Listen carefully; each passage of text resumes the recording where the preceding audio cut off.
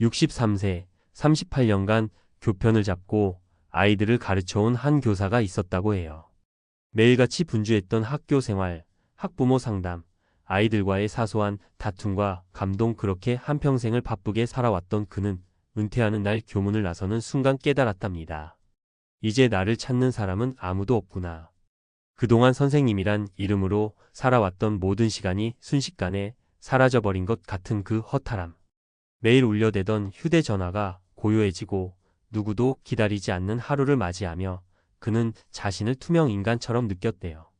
은퇴가 마냥 편안한 쉼이 될 줄 알았는데 현실은 예상보다 훨씬 쓸쓸하고 막막했던 거죠. 이 이야기가 낯설지 않게 들리신다면 아마 당신도 어렴풋이 은퇴 후의 삶을 걱정하고 계신 걸지도 모르겠습니다. 오늘은 이 63세 전직 교사의 은퇴 후 고독 극복기, 그리고 은퇴 준비의 진짜 의미를 사례 중심으로 함께 풀어가 보려 합니다. 본론: 은퇴 후에도 나를 살아가기 위해. 은퇴 후 찾아오는 고독은 누구에게나 예외 없다. 퇴직 직후 많은 사람들이 이제 쉬자, 좀 여유롭게 살아야지라고 다짐합니다. 하지만 실제로 마주하는 현실은 꽤 다릅니다. 특히 오랫동안 직업이라는 정체성에 매달려 살아온 이들일수록 더 깊은 상실감을 느끼게 되죠. 직업은 단순한 생계수단이 아니라 세상과 연결되는 고리였다는 걸 퇴직하고 나서야 절실히 알게 됩니다. 그래서 은퇴 후 가장 먼저 찾아오는 건 경제적 문제보다 고독과 무력감입니다. 그럼 이걸 이겨내기 위해 필요한 것은 무엇일까요?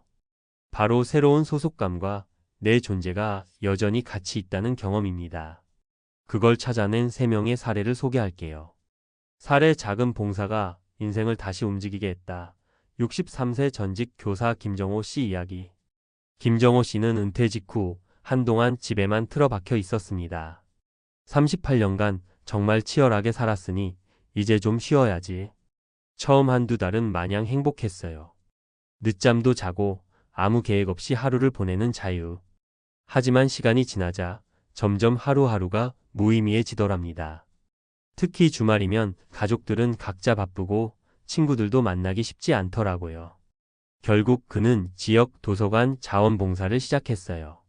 매주 책 정리하고 동네 아이들에게 독서 지도를 해주는 일. 처음엔 남들한테 좋은 일 한다는 마음보다 나라도 움직여야겠다는 절박함이 컸다고 해요. 그런데 아이들이 "선생님, 다음에 또 책 읽어주세요" 하며 손을 잡아줄 때마다 자신이 여전히 누군가에게 필요한 사람이라는 사실에 벅차올랐답니다. 봉사 덕분에 우울증 약도 끊게 되었고 지금은 동네 독서회도 이끌며 훨씬 활기찬 은퇴 생활을 하고 있대요. 사례: 평생 못 해본 여행, 드디어 시작했다. 62세 은퇴 교사 박성희 씨 이야기. 박성희 씨는 35년간 중학교 국어 교사로 일했어요. 학교와 집, 집과 학교. 오직 두 곳만 오가던 생활. 늘 여행을 꿈꿨지만 방학마다 보충 수업, 학부모 민원 처리에 쫓겨 못 떠났죠. 그런데 은퇴하자마자 혼자 제주도로 한 달 살이를 떠났습니다. 혼자 여행? 무섭지 않아? 다들 걱정했지만 그녀는 마음먹었어요. 살아있을 때 해봐야지. 처음엔 어색하고 두려웠대요.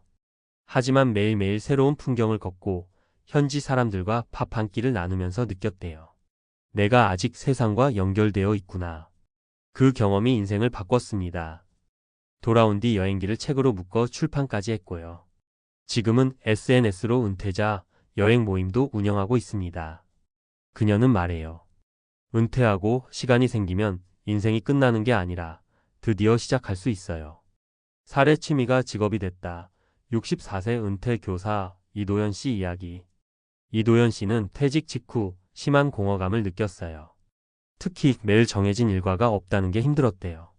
그러던 어느 날 은퇴 선배가 던진 말이 계기가 됐어요.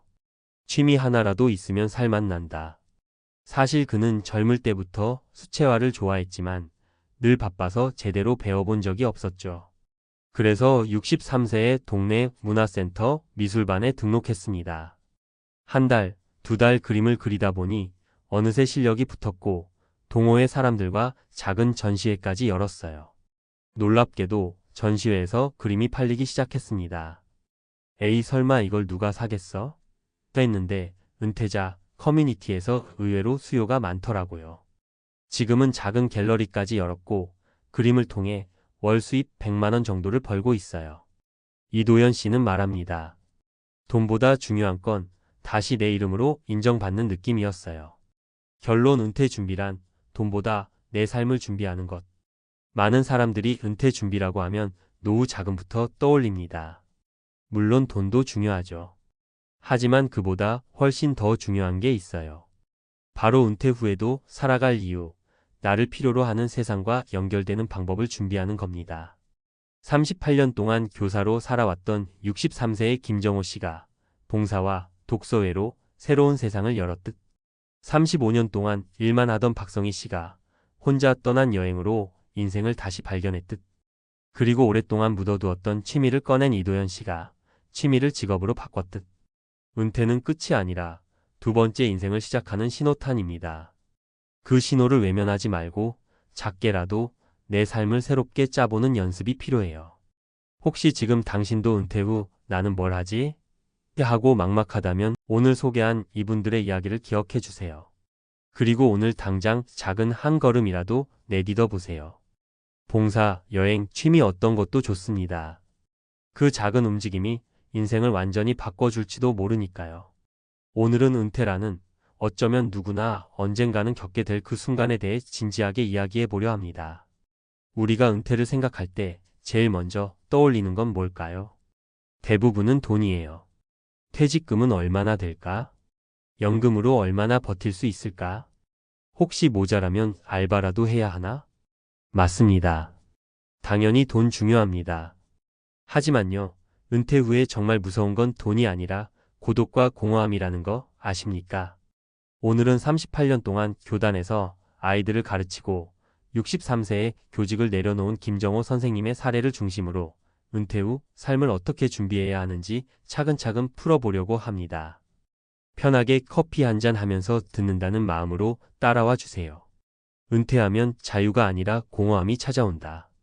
김정호 선생님은 은퇴하는 날 학교 교문을 나서면서 참 벅찬 감정을 느꼈대요. 아, 드디어 끝났다. 이제 좀 쉬자. 38년을 달려왔으니까요. 정말 충분히 쉴 자격이 있었죠. 그런데요, 막상 집에 와보니 이상했답니다. 처음 한두 주는 너무 좋았어요. 아침에 늦잠도 자고, 카페 가서 책도 읽고, 친구들도 만나고. 그런데 한 달, 두 달이 지나니까요, 마음이 이상해졌대요. 하루가 너무 길고, 해야 할 일이 없고, 심지어 누군가가 자신을 필요로 하지 않는다는 느낌. 나는 이제 세상에 아무 쓸모없는 사람인가? 그때 느끼는 허탈함, 외로움. 이게 생각보다 큽니다. 많은 은퇴자들이 이 공허함을 이기지 못하고 건강까지 무너뜨려요. 그리고 자존감이 바닥까지 떨어지면서 우울증, 무기력증에 빠지게 되는 겁니다. 왜 우리는 은퇴 후에 이렇게 힘들어질까? 사실 이건 너무나 당연한 일이에요. 우리가 수십 년 동안 일해왔던 이유는 단순히 돈 벌려고만은 아니었거든요. 일은요, 세상과 나를 연결해주는 끈이었고, 나의 존재 가치를 증명해주는 수단이었고, 매일 나를 움직이게 하는 리듬이었어요. 그런데 갑자기 이게 싹 사라지잖아요? 그러니까 머리로는 쉬자고 해놓고 마음은 엄청 흔들리는 거예요. 은퇴 후 성공한 사람들은 세 가지를 갖고 있었다. 그럼 이런 무너짐을 극복한 사람들은 뭐가 달랐을까요? 김정호 선생님을 포함해서 은퇴 후 삶을 잘 만들어간 분들을 쭉 분석해보니까 세 가지 공통점이 있더라고요. 첫 번째, 새로운 역할을 만든다. 두 번째, 사람들과 연결된다. 세 번째, 작은 성취감을 쌓아간다. 이거 진짜 중요합니다. 하나하나 풀어볼게요. 1. 새로운 역할을 만든 사람들. 은퇴 후에도 누군가에게 필요한 사람이어야 해요. 김정호 선생님은 도서관 봉사를 시작하면서 다시 선생님이 되었어요. 비록 정규 학교는 아니었지만 아이들에게 책을 읽어주고 책을 추천해주는 작은 선생님이 된 거죠. 내가 누군가에게 여전히 의미 있는 존재라는 걸 스스로 느끼는 게 정말 큽니다. 이게 있어야 삶의 활력이 생겨요. 핵심. 나는 여전히 누군가에게 필요한 사람이다. 2. 사람들과 연결된 사람들. 혼자 있으면 무너집니다. 진짜 무서운 건 외로움이에요. 박성희 씨처럼 은퇴하고 혼자 제주도 한 달 살기를 떠났던 분도 처음엔 두려웠대요. 하지만 매일 새로운 사람을 만나면서 세상과 다시 연결됐어요. 그 경험이 없었으면 아마 아직도 집에만 틀어박혀 있었을 거라고 하더라고요. 은퇴 후에 새로운 사람을 만나야 해요. 나이, 직업 상관없이. 핵심. 끊임없이 세상과 연결되어야 한다. 3. 작은 성취를 쌓는 사람들. 이도현 씨는 수채화라는 취미를 시작했어요. 그림을 배우고 전시회를 열고 그림이 팔리고. 이 모든 게 작은 성공 경험이었습니다. 어떤 거창한 게 아니어도 좋아요. 작은 성공. 작은 그림 한 장 완성하기, 소소한 자원봉사 참여하기, 책 한 권 완독하기. 이 작은 성취들이 모이면 다시 삶의 자존감이 살아나요. 핵심. 조금씩 이뤄내는 경험이 삶을 바꾼다. 은퇴 준비 지금부터 시작해도 늦지 않다. 여기까지 들으면서 혹시 마음 한구석이 답답해지신 분들도 있을 거예요. 나는 아직 아무 준비도 안 했는데, 취미도 없고 할 줄 아는 것도 별로 없는데. 괜찮아요. 지금부터 하면 됩니다. 지금부터라도 작은 것부터 해보세요. 동네 도서관 찾아보기. 동호회 하나 가입해보기. 예전에 하고 싶었던 걸 목록으로 써보기. 아니면 그냥 매일 산책하는 것도 좋아요. 제일 중요한 건 가만히 있지 않는 것. 움직여야 생각도 감정도 따라 변합니다. 마지막으로 김정호 선생님은 말합니다. 나는 은퇴를 끝이라고 생각했어요. 근데 지금은 알아요. 은퇴는 내 인생 2막을 여는 시작이었어요. 은퇴는 우리를 가만히 놔두지 않습니다.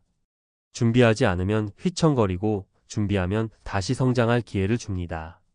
여러분도 오늘 이 글을 읽은 지금부터 작은 한 걸음 내디뎌 보세요. 새로운 세상은 준비하는 사람에게 먼저 다가옵니다. 고맙습니다.